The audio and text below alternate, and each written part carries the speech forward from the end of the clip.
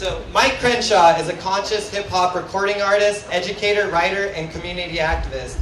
He's currently the co-director of KBOO Radio.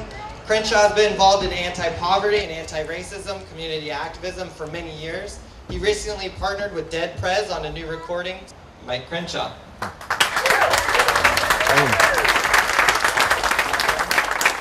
No, I'm supposed to use that one. Let me turn it for you. Thank you. Yep. Thank you, Sunday Assembly. How you guys doing today? Yeah. Good. It's good to be here. I'm going to try not to walk in front of the speaker because feedback. Feedback is an interesting thing because I always wonder what would happen if you just let it go on and on and on. Because you can cook an egg with sound. You know, you heard about that experiment where they put an egg in front of the speaker and the bass cooks it. I don't want to advocate us cooking ourselves, but anyway. So, you know, live better, wonder, and what was the other one? Help often. Okay, so I tell folks all the time, I don't have the answers, but I ask questions. And so the most valuable parts of my consciousness that I have to contribute and that I reflect on have to do with the fact that I ask questions. And the questions that I ask have a history. And it started when I was a child and looking at things that were unfair. I didn't have a concept of big academic words like oppression and injustice and whatnot, but I knew what wasn't working for me. And it was me being, I guess, sensitive and keyed into what wasn't fair in life that started me on the path of asking the questions why. You know, and I remember the first time I was walking with my mother and we couldn't take the bus and I was tired as a child. You can only walk so much on a long hot day. And I said, Mom, how come we can't take the bus? And that was the first time my mom turned to me and she said, because we're poor. And I didn't really know what she meant, but I knew it wasn't right. You know what I'm saying? And so what I do, I guess as an adult, is I combine social justice activism, anti-oppression work, art, music, and education. And I put all that together under the guise of cultural activism. That would be the title. And I've been fortunate enough to perform and travel around the world. And one of the current projects that I'm the most excited about is called the African Hip Hop Caravan. And it's where myself and a bunch of radical hip hop collectives, I'll get to that in a second, organize concerts for a week in different cities across the continent of Africa. To the radical element. When I say radical, I don't mean that I'm throwing a Molotov cocktail at police, although I feel like that needs to happen more often, you know. And the reason I say that, well, first of all, what I mean when I say radical is I'm looking at root cause critical analysis and reflecting on the social conditions, the political, economic, and social conditions that we have in society. Ones that create the conditions in which every week I can look and see one more person getting murdered by police in front of me and there is no recourse. You understand what I'm talking about? No recourse. Brother got choked to death on the sidewalk by like 6 cops. And you already know what they're going to say, and then they had the leader of the police union coming up like a gang with like 50 of them murderers behind him all talking about, well, he was a big guy. I mean, they needed to murder him. You know, so anyway, when looking at the root cause and the critical analysis of the condition that we live in, I'm like, why? Why does that have to happen? And historically in this country, it's been something that's tied to white supremacy and the control of the slaves that were no longer on the plantation being controlled by the master and his overseers in the clan. But now we see that with the advent of technological innovation and the globalization of the labor market, there's really not a need for a workforce like there once was in this society, okay? Why would I pay a human being to do for me what I can get a machine to do for free? So what do you do with that population? You control them. You know, we as people are either expendable or exploitable. We didn't choose that relationship to power but that's the condition in which we exist now. So what are we going to do about it?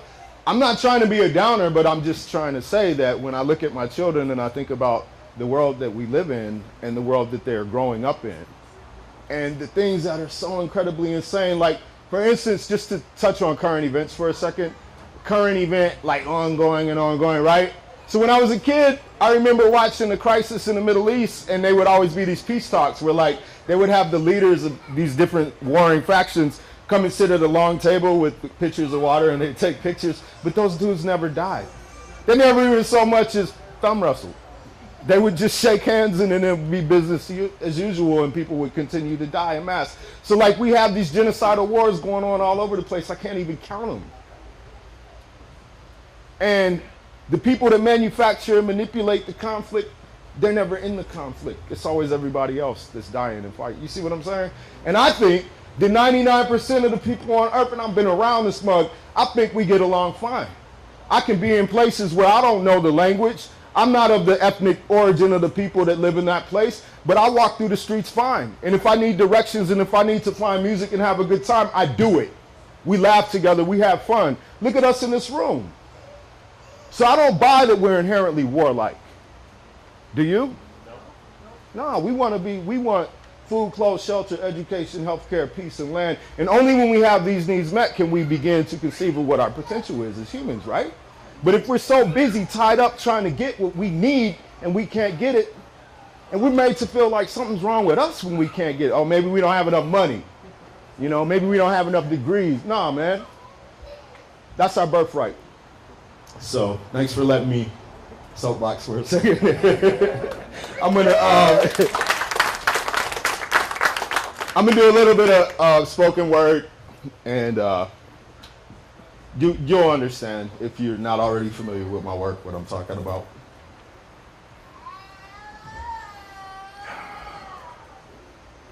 Envenomated with degenerated hatred, detached from nature, trapped in a matrix. Envenomated with degenerated hatred, detached from nature. Trapped in a matrix, miseducated and separated from the earth, afraid of the dirt in a situation that predated your birth, chained and enslavement. Hey, raped the goddess and framed her in pavement, ashamed, hallucinating in excruciating pain, drained and trained to sustain and suppress your disdain, detained, work. Oppressed by a perpetual thirst that threatens to get worse. No time to rewind or return to remember the first. What remnants, emblems, and symbols that remain have been burned as cinders, incinerated in the flames. Embers rearranged, dumbed down and changed to dumbfound and confound your brain with insane berserk. Attention deficit, requisite for your forgetfulness. Let some clown sick with greed and prejudice lead you off of the precipice, infected with a treacherous obsession with recklessness. Abs, weapons, and necklaces. Take your last breath. Piss away your connection to the essence. Step over the edge and over your head, knowing the ledge is half the battle. Death is just blocking the sun, casting a shadow over your deserved, desired enlightenment, depriving your disturbed and tired environment, terrified, fighting to being one, done from any to none, early retirement to the pearly gates. Survivors reap the hell that awaits. Newborns torn from paradise, paralyzed in the fights with parasites that swarm and bite.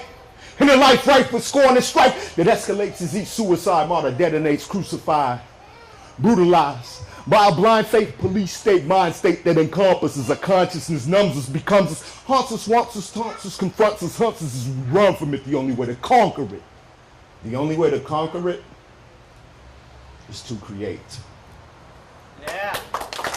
Thank you.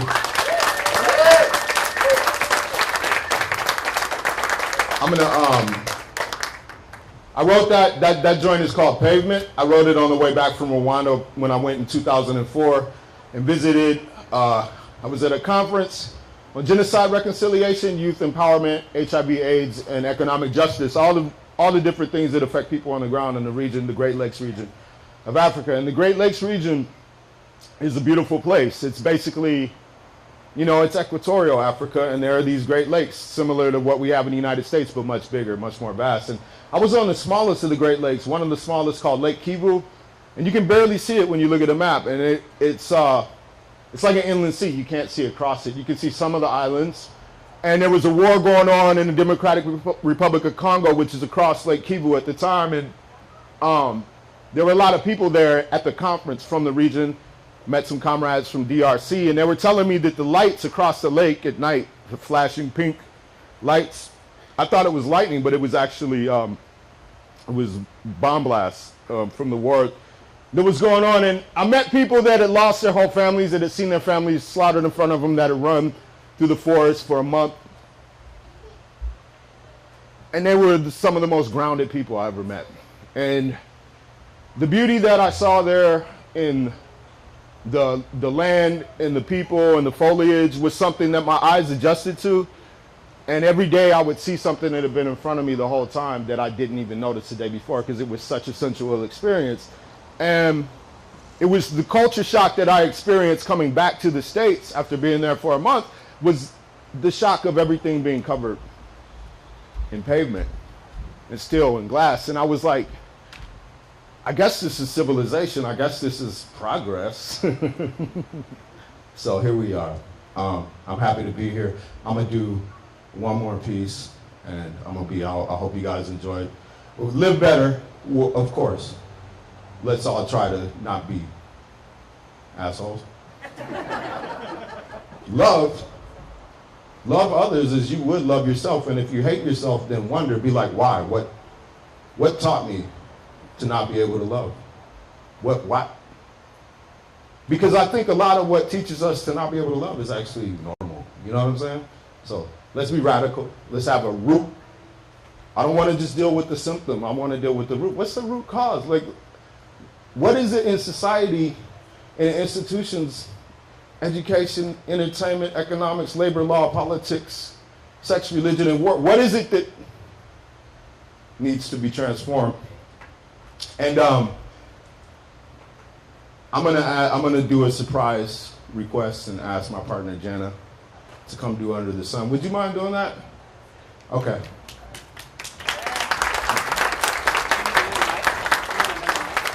We can do it. You want to do it? Just one? With one. If there's another one easy, we can do it. But either way, Okay. this is fine. Okay. Is it on still? It is. There's nothing new under the sun, sun, sun, sun, sun. There's nothing new under the sun, sun, sun, sun, sun. We came from far places to carve spaces. We are ancient. Pioneers who withstood severely hard phases, starvation, and dark ages. Clearly we are here to persevere. We are creative. Speculate about the Mars face, stargaze, and reincarnate through stargates in our babies. We are amazing, courageous, as we are dangerous. All races, all nations, and all relations. I come to shine and emanate, refine and penetrate, design and demonstrate, grind and generate, blind obliterate, free minds and liberate, combine and integrate time in the infinite. I am the antenna, conduit, medium to my highest calling, y'all. I am obedient. Now is currently the main ingredient. All eternity becomes immediate. Nothing new. Under the sun, everything has been done. Now is all there ever is. Celebrate this precious gift. With each breath, I'll become one is all. All is one. We return to where we're from. Nothing new under the sun. Spaceships to slave ships, my playpens, a snake pit. Reclaiming the sacred to raise my vibrations. I'm taking what's secret, make it basic and speak it. Illumination. Through communication, I keep it circulating from beneath the peak to the zenith. I'm reaching from the base of my sacrum to my apex. I mean it with the heat of a phoenix, spreading its wings in the evening, conceiving. Darkness deleted for the people to see it. I'm bringing artistic freedom long as my heart is still beating and we're still breathing and bleeding and breathing. Believe it. Time is an illusion, man. This is all a hologram of rock collage with music as a glide through metropolitan concrete rivers as I deliver this. Authenticity with raw intensity. Earth, air, fire, water, cosmic energy. Yes, nothing new under the sun. Everything has been done. Now is all there ever is. Celebrate this precious gift. With each breath, I become one is all. All is one. We return to where we're from. Nothing new under the sun. There's nothing new under the sun, sun, sun, sun. Thank you.